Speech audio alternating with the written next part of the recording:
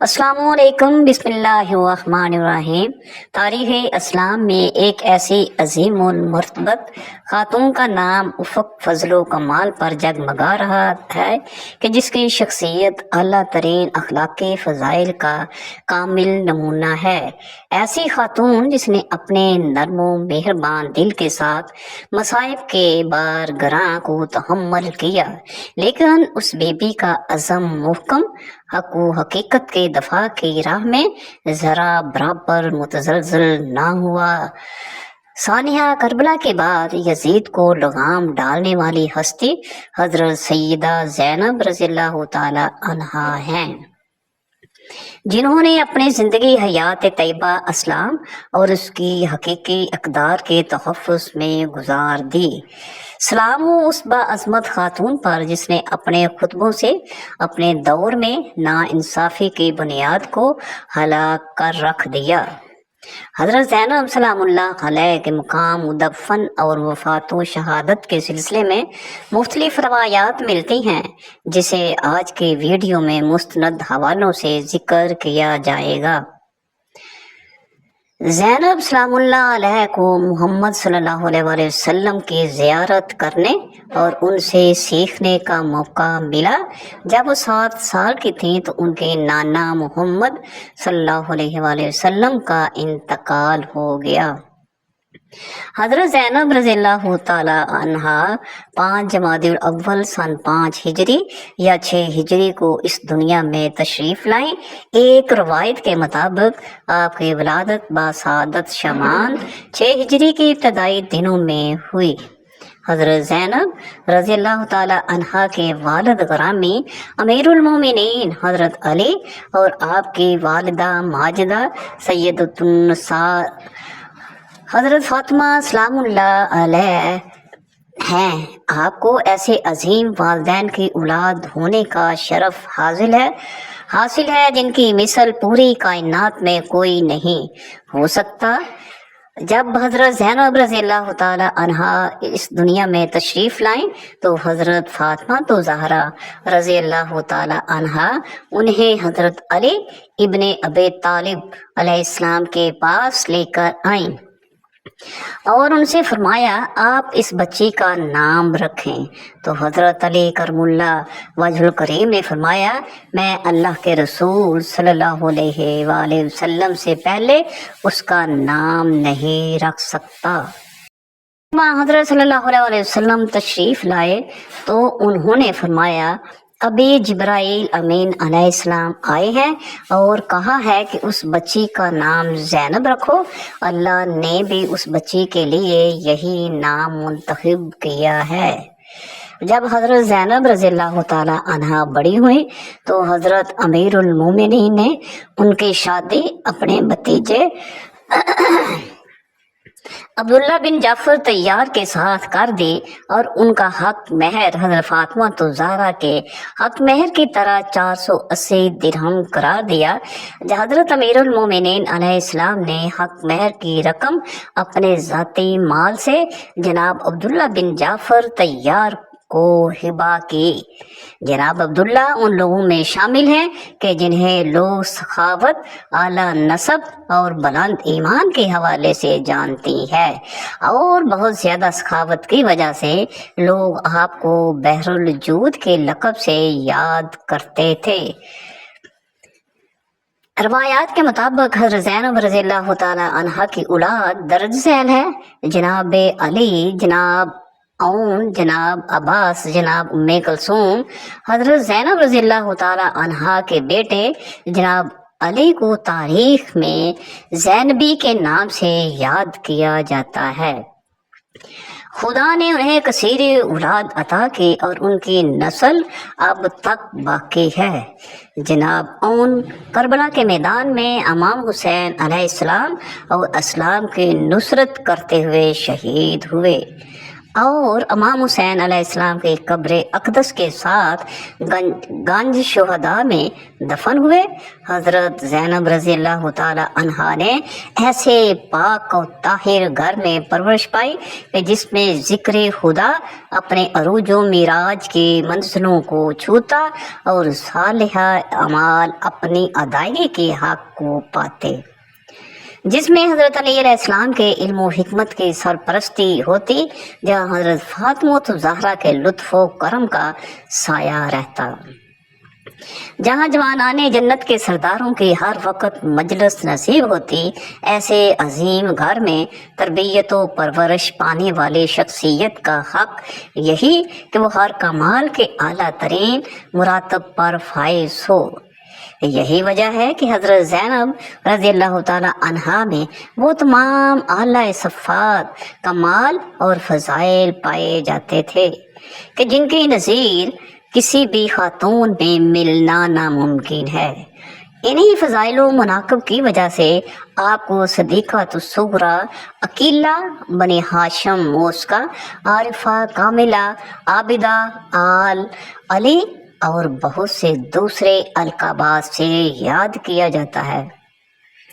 اس میں کوئی مبالغہ نہیں ہے کہ بھائی بہن کا جو عظیم تعلق امام حسین علیہ السلام اور حضرت زینب رضی اللہ تعالی عنہا کے درمیان موجود تھا، نہ تو ایسا تعلق تاریخ میں پہلے کسی بہن بھائی میں تھا اور نہ ہی قیامت تک کسی بہن بھائی میں ہوگا۔ اور ایسا کیوں نہ ہو، دونوں نے ایک ہی آغوش میں پرورش پائی اور دونوں ایک ہی شجر کی دو شاخیں ہیں۔ روایت میں ہے حضرت زینب رضی اللہ تعالی عنہا کہ اس دنیا میں آنے کے بعد ایک دن حضرت فاطمہ زہرا اپنے بابا رسول خدا صلی اللہ علیہ وسلم کے پاس گئیں اور ان سے فرمایا، اے میرے بابا جان، میں زینب میں ایک عجیب چیز کا ملاحظہ کیا ہے۔ تو رسول خدا صلی اللہ علیہ وسلم نے فرمایا، وہ کیا چیز ہے؟ تو حضرت فاطمہ زہرا رضی اللہ تعالی عنہا نے فرمایا، جب تک حسین گھر نہیں آ جاتا زینب روتی رہتی ہے، اور جب حسین گھر میں آ جائے تو زینب اپنے بھائی حسین کی طرف رخ کر لیتی ہے اور دیر تک اپنے بھائی کو دیکھتی رہتی ہے۔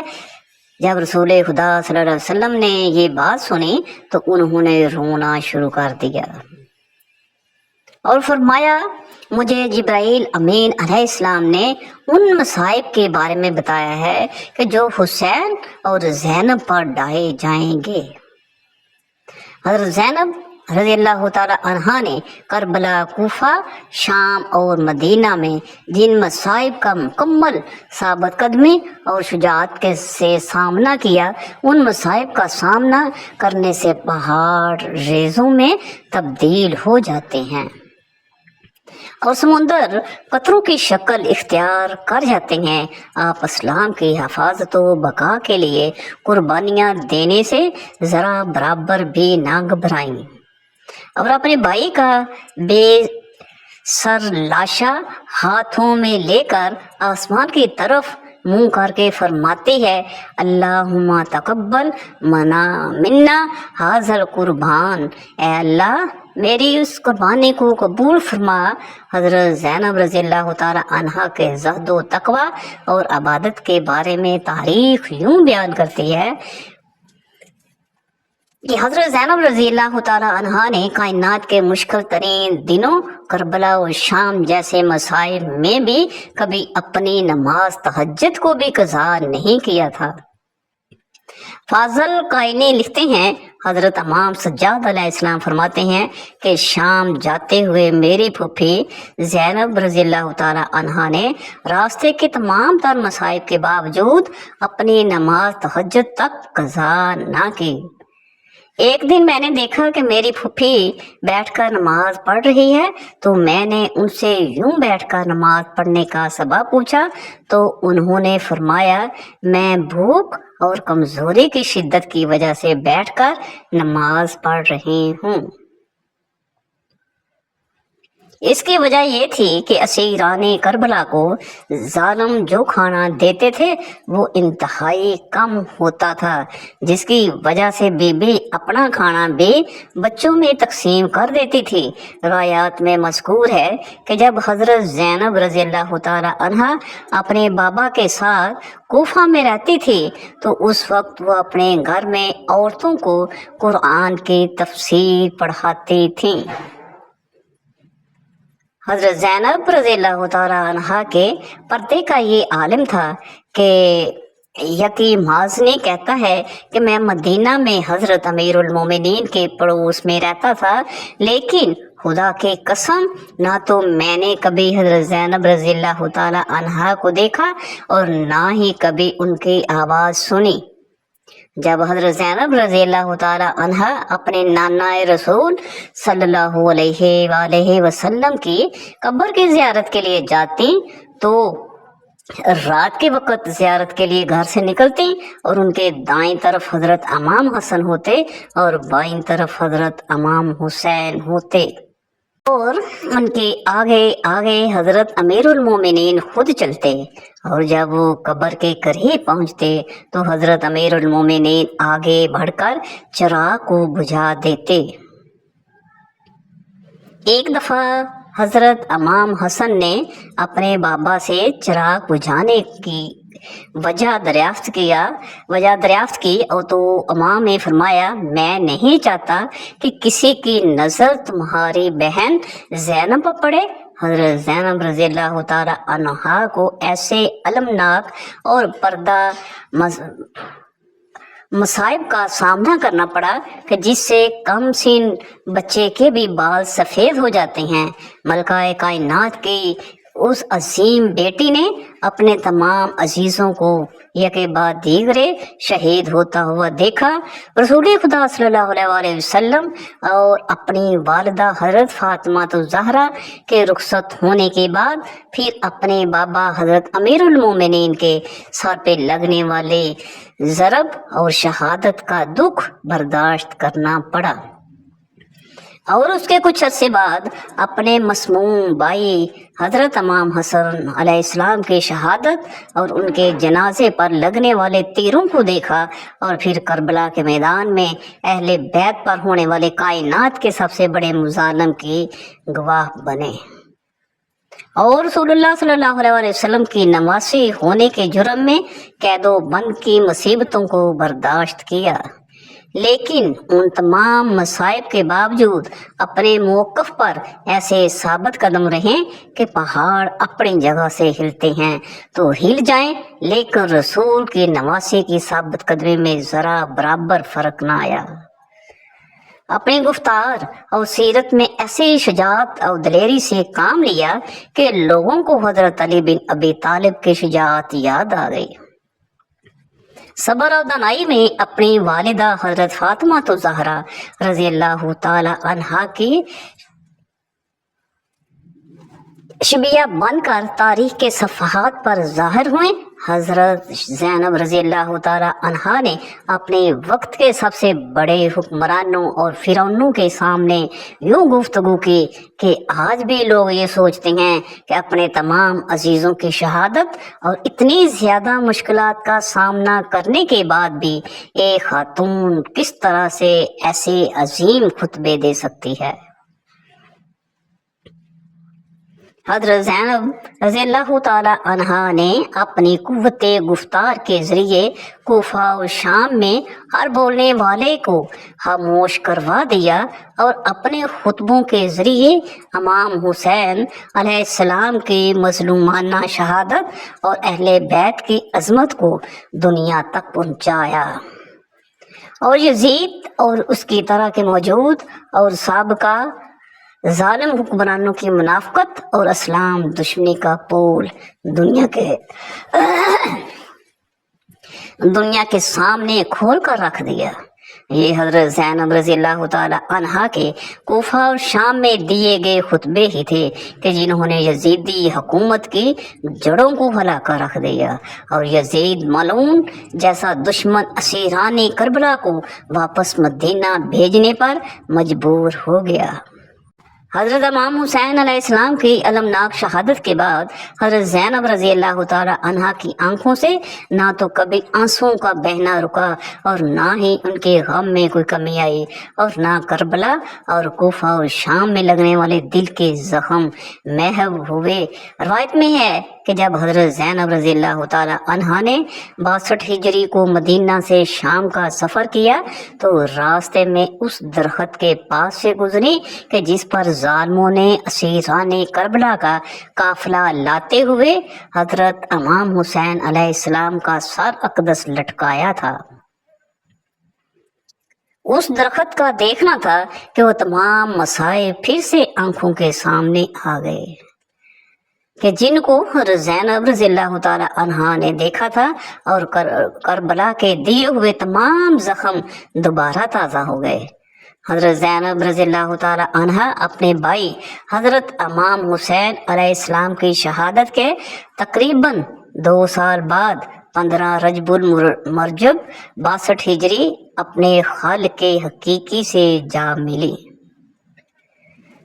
آپ کی قبر کے بارے میں سب سے مضبوط روایت یہی ہے کہ کربلا سے مدینہ پہنچنے کے بعد کچھ عرصہ آپ نے وہاں قیام کیا، اور پھر محرم 62 ہجری میں آپ نے پھر سے اپنے بھائی حضرت امام حسین علیہ السلام کے مشن کو دنیا عالم میں پھیلانے کے لیے اس وقت کے دارالخلافہ دمشق کا رخ کیا۔ یزید کو جب آپ کی دمشق میں موجودگی اور یہ پتہ چلا کہ سیدہ زینب رضی اللہ تعالی عنہا یزید کے خلاف عوام الناس کی عورتوں کو خطبے دے رہی ہیں تو اس نے آپ کو زہر دلوا کر شہید کر دیا۔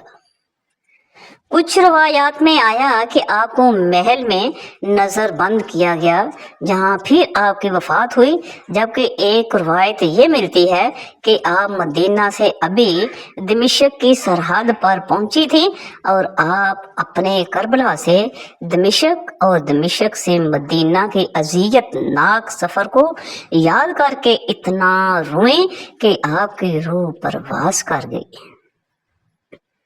اس لیے دمشق موجودہ شام میں ہی آپ کو دفنایا گیا۔ کچھ روایات میں یہ بیان کیا جاتا ہے کہ آپ کی وفات مدینہ میں ہوئی کیونکہ آپ کربلا سے واپس مدینہ آئیں اور تاحیات وہاں ہی رہیں، لیکن اس قول کو اس جواب کے ساتھ رد کیا جاتا ہے کہ اگر آپ کی قبر مدینے میں ہوتی تو یقیناً اس کا کوئی نشان ہوتا، اس لیے کہ آپ کی شخصیت کوئی معمولی شخصیت نہیں تھی کہ آپ کی قبر کی طرف کوئی توجہ ہی نہ کرتا، کوئی زیارت کو نہ جاتا اور قبر مخفی رہ جاتی۔ اس وجہ سے اس قول کو رد کیا گیا ہے۔ حضرت آسیہ رضی اللہ تعالی عنہا کو اللہ تعالیٰ نے بڑا حسن و جمال عطا کیا تھا۔ فرعون نے انہیں پوری قوم کی عورتوں میں سے چن کر ان کے حسن کی وجہ سے اپنی بیوی بنایا تھا، اس وجہ سے وہ ان سے بڑی محبت کرتا تھا۔ چنانچہ فرعون کہنے لگا کہ یہ تم کیسی باتیں کرتی ہو؟ وہ کہنے لگی کہ میں بالکل ٹھیک کہہ رہی ہوں کہ تم جھوٹا ہے، پروردگار تو وہی ہے جس کا پیغام لے کر حضرت موسیٰ علیہ السلام تشریف لائے ہیں۔ فرعون نے یہ بات سنی تو اسے بہت غصہ آیا، لہٰذا کہنے لگا کہ میں تمہارا بھی وہی حشر کروں گا جو میں نے مشاطہ کا کیا ہے۔ وہ کہنے لگی تو جو چاہتا ہے کر لے، میرے ساتھ میرا پروردگار ہے۔ اب میں نے یہ فیصلہ کر لیا ہے کہ میں اپنے پروردگار کو کبھی نہیں چھوڑ سکتی، البتہ تیری ہر چیز کو لات مار سکتی ہوں۔ جب اس نے یہ باتیں سنی تو وہ پھر دربار میں آیا اور اس نے پھر سے لوگوں کو جمع کیا اور کہنے لگا کہ دیکھو یہ کتنی بڑی سازش ہو گئی ہے۔ موسیٰ علیہ السلام نے میری بیوی کو بھی بہکا لیا ہے، آج میں اس عورت کو یا تو مار ڈالوں گا یا پھر وہ اپنی بات سے ہٹ جائے گی۔ چنانچہ اس نے حضرت آسیہ رضی اللہ تعالی عنہا کو گرفتار کروا لیا۔ ایک وقت تھا کہ وہ ملکہ تھیں اور ان کے اشارے پر نوکر چاکر بھاگ بھاگ کر کام کیا کرتے تھے۔ لوگ احترام کی وجہ سے ان کی طرف آنکھ اٹھا کر بھی نہیں دیکھتے تھے، اور آج وہ فرعون کے دربار میں ملزم بن کر کھڑی ہیں صرف اللہ کی محبت میں۔ پھر فرعون حضرت آسیہ رضی اللہ تعالی عنہا سے کہنے لگا کہ تم اتنے عالی شان محل میں رہتی ہے، اتنی نعمتوں میں پلی ہے، اور میں نے تجھے اپنی محبوبہ بنایا، لیکن میں سب کچھ تجھ سے چھین لوں گا۔ بہتر یہ ہے کہ تم اب بھی باز آ جا اور مجھے خدا مان لے۔ حضرت آسیہ رضی اللہ تعالی عنہا کہنے لگیں کہ میں نے اب ایمان قبول کر لیا ہے، اس لیے میں اپنی بات سے پیچھے نہیں ہٹ سکتی۔ چنانچہ فرعون نے فیصلہ کر لیا کہ میں اسے بھی سزا دوں گا۔ اس کے بعد فرعون نے سب سے پہلے سزا کے طور پر انہیں رسوا کرنے کا فیصلہ کیا۔ چنانچہ اس نے کہا کہ سب سے پہلے اس عورت کے جسم سے لباس اتار دیا جائے۔ اب سوچنے کی بات یہ ہے کہ کسی مرد کو کہا جائے کہ تجھے لوگوں کے درمیان بے لباس کر دیں گے تو اس کو کیسی شرم آتی ہے۔ وہ چاہتا ہے کہ زمین پھٹ جائے اور اس میں شرم میں سما جاؤں۔ اور عورت کے اندر تو اللہ تعالیٰ نے شرم اور حیا زیادہ رکھی ہے۔ فرعون نے ان کے جسم سے لباس اتروا دیا اور وہ کیسی صورتحال کا شکار ہوئی۔ ایک طرف ایمان ہے اور دوسری طرف امتحان ہے، لیکن وہ ڈٹی رہیں۔ فرعون نے کہا اچھا اگر اب بھی نہیں مانتی تو میں تجھے اس طرح کا عذاب دوں گا۔ چنانچہ فرعون نے کہا کہ اس کا منہ میرے محل کی طرف کر کے لٹا دو تاکہ آخری وقت بھی نگاہیں اس کی میرے محل پر لگی رہیں، اور اس کی ذہن میں یہ بات رہے کہ ان نعمتوں کو ٹھکرا کر ذلیل و خوار ہو کر میں مر رہی ہوں۔ لہٰذا انہیں فرعون کے حکم کے مطابق لٹا دیا گیا۔ ان کے ہاتھوں اور پیروں میں لوہے کی کیلیں گاڑ دی گئیں تاکہ وہ چل نہ سکیں۔ اس کے بعد فرعون نے لوگوں کو بلا کر کہا اس کے جسم سے کھال اتار دو۔ اس ظالم نے زندہ کے جسم سے کھال اتروا دی، وہ بھی عورت نازک بدن، مگر وہ اس کو برداشت کرتی رہی۔ انہیں اللہ کے نام پر تکلیف دی جا رہی تھی، اس طرح ان کے جسم سے کھال کو الگ کر دیا۔ اللہ کی شان دیکھیں کہ وہ ابھی بھی زندہ تھیں، مگر جسم زخم بن چکا تھا۔ فرعون کا دل اب تک ٹھنڈا نہیں ہوا تھا۔ چنانچہ وہ کہنے لگا مرچیں لاؤ اور اس کے پورے جسم پر مرچیں چھڑک دو۔ حضرت آسیہ رضی اللہ تعالی عنہا کے جسم پر مرچیں ڈال حضرت آسیہ رضی اللہ تعالی عنہ کے جسم پر مرچیں ڈال دی گئیں تو وہ مچھلی کی طرح تڑپنے لگی۔